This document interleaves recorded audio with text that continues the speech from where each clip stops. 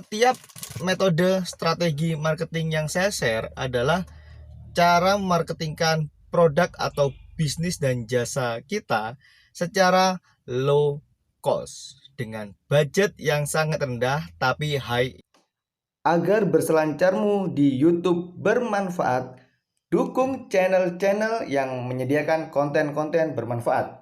Salah satunya channel ini, channel Septian Trio Arizona. Subscribe sekarang juga, nyalakan loncengnya. Assalamualaikum warahmatullahi wabarakatuh. Teman-teman semua, kembali lagi dengan saya Septian Trio Arizona.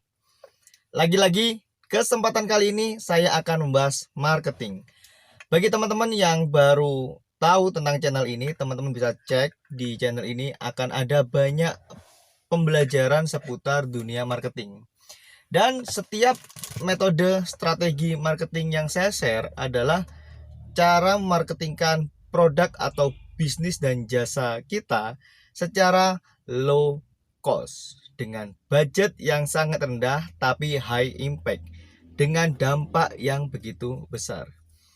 Sudah banyak hal yang saya lakukan di produk saya sendiri, juga membantu banyak teman-teman saya untuk bisa menumbuhkan bisnisnya. Kali ini saya ingin membahas strategi marketing bertajuk storytelling. Storytelling atau story selling ya. Karena kegunaan storytelling dalam bisnis adalah kita mampu menyampaikan informasi seputar bisnis, produk atau jasa kita melalui sebuah cerita yang menarik sehingga orang lain benar-benar penasaran dengan produk kita, lalu berbondong-bondong mencari tahu dan berbondong-bondong order produk kita. Nah, dalam awal-awal dulu saya belajar marketing, storytelling ini adalah bagian penting yang diajarkan oleh guru-guru saya. Yang masih melekat di diri saya adalah bagaimana caranya menyusun cerita tentang bisnis dan produk kita adalah melalui kemasan yang sederhana saja tetapi membuat orang lain penasaran. Langsung saja dengan contoh konkret yang dilakukan oleh seorang kakek-kakek. Sebut saja orang tua ini namanya Mbah Bejo gitu ya. Katakanlah namanya Mbah Bejo. Mbah Bejo ini beliau memiliki sebuah kedai bakso. Katakan seperti itu. Mbah Bejo ini punya kedai bakso dan setiap hari beliau ini mempromosikan baksonya dengan cara yang unik. Andai kata beliau berada di suatu daerah yang tempat ini harus dijangkau dengan transportasi umum, misalnya berupa bemo atau angkot, maka beliau tiap hari melakukan perjalanan dari angkot ke angkot dengan radius sampai 20 km dari jarak kedainya. Ketika beliau naik angkot lalu masuk, beliau duduk, yang beliau lakukan adalah menyapa orang terdekat di samping kanan dan kirinya.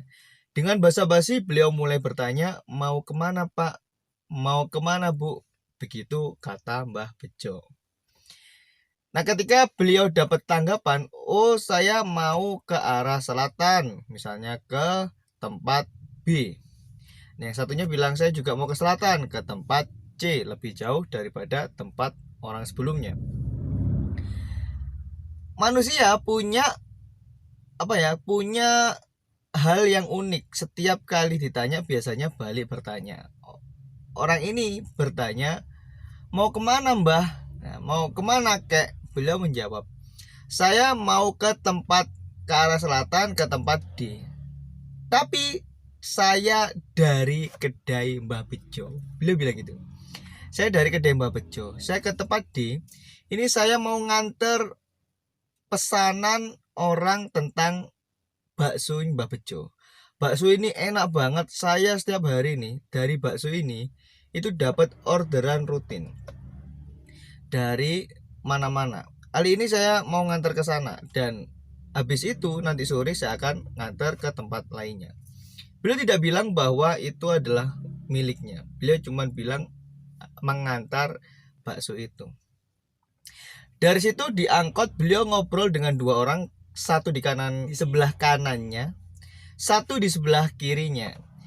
Tapi di angkot itu kan penghuninya bukan cuma 3 orang ya. Kalau di angkot itu biasanya 7 orang sama kurang lebih 6 orang. Ada 13 orang di dalam angkot.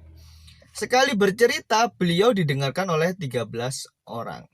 Sampai di sana, beliau balik lagi, naik angkot lagi, membawa baksonya. Beliau bilang bahwasanya bakso ini enak sekali, bakso Mbak Bejo. Setiap kali beliau naik angkot, beliau akan tanya ke orang lain mau kemana. Dan ketika orang lain tanya balik mau kemana, jawabannya template, mau ke sana dan saya dari bakso Mbak Bejo. Singkat cerita, beliau melakukan perjalanan itu terus menerus ya, dari hari ke hari. Dari sehari bisa 3-4 kali naik angkot, nggak ada tujuan, cuma naik angkot terus mau kemana, dan dari bakso Mbah Bejo.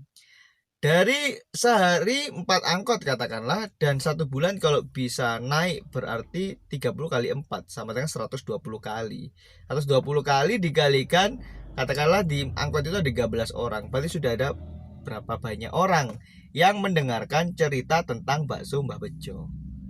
Singkat cerita, di radius 20 km nama bakso Mbah Bejo akhirnya booming gara-gara si Mbah Bejonya sendiri setiap naik angkot bilang saya dari bakso Mbah Bejo dan saya mau ke sana. Itu selalu mengatakan demikian. Hal yang sederhana tapi mengundang penasaran bagi orang lain. Seenak apa sih bakso Mbah Bejo ini, setiap hari kok ada orderan dan setiap hari kok keliling menggunakan angkot. Padahal itu memang metode beliau untuk memarketingkan produknya. Menarik sekali. Jadi teman-teman, jangan berpikir menganggap remeh setiap aktivitas kita mengenalkan produk kita dari sedikit orang. Karena dari apa yang kita sampaikan ke satu orang itu pasti akan menular ke orang-orang lainnya. Misalnya ada juga teknik lagi untuk membuat story tentang suatu bisnis kita. Misalnya ketika dulu zaman radio masih booming ya,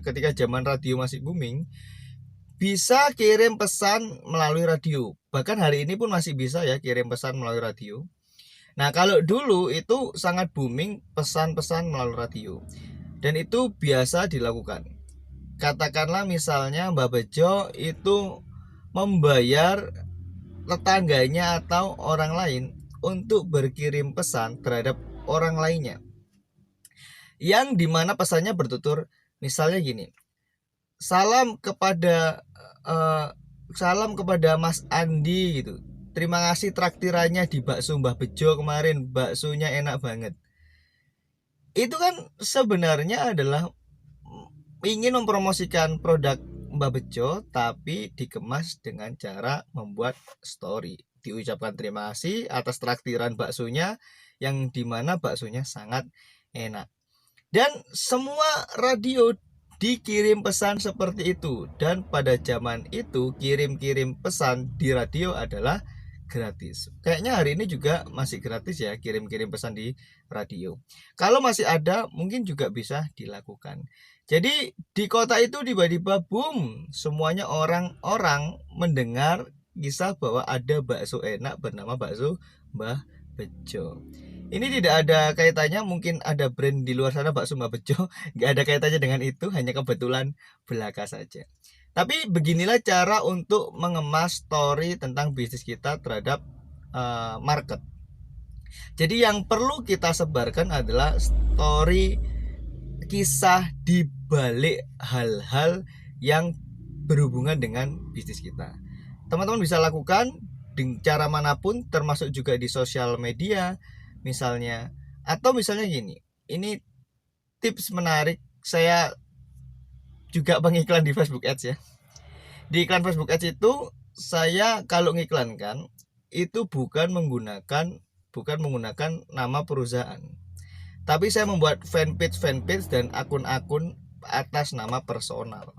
Dan di situ saya membuat storytelling yang menjadikan kemasan dari testimoni orang menggunakan produk saya. Itu saya kemas ulang menggunakan nama yang samaran. Habis itu saya buat story-nya, lalu saya iklankan, sehingga yang ditangkap audiens adalah ini hasil review orang lain terhadap bisnis yang sedang saya pegang. Kalau di era sekarang seperti itu. Jadi saya bermain Facebook Ads kebanyakan tidak menggunakan akun bisnis, tapi juga menggunakan akun-akun personal, karena itu bisa berdampak seakan-akan ya memang saya kemas seperti review terhadap bisnis atau produk yang sedang berjalan. Dan itu bagi market itu lebih menarik, karena market tidak suka dijuali, tapi market suka mendengarkan cerita. Dan cerita itu menjadikan orang lebih cepat percaya dan lebih cepat melakukan pembelian. Mudah-mudahan bermanfaat. Assalamualaikum warahmatullahi wabarakatuh. Subscribe sekarang juga. Nyalakan loncengnya.